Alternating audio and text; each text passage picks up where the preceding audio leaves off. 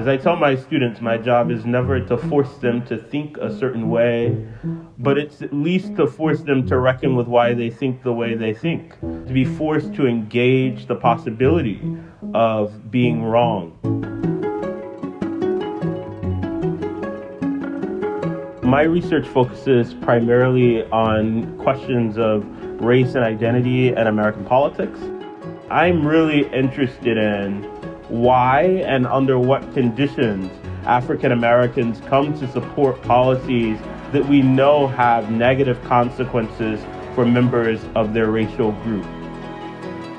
My job is to take seriously the lay understandings, the lay theories that people have about how the world works and bring some scientific rigor to those questions, provide some clarity, some context. That's the biggest privilege that we have as scholars, is to help people understand the messiness of the world around them. It was clear to me early on that politics mattered.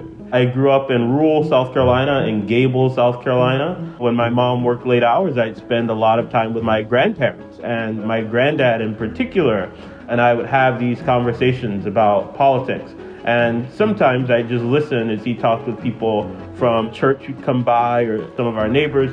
I learned about politics sometimes literally at the feet of people who understood the power of politics, both to set free and to oppress folk. My early education highlighted that diversity, that complexity, that brilliance and beauty of Black people and Black life and Black culture and Black politics. I think I've been teaching privileged folks and white folks about race for as long as I can remember. I see it as a deep obligation.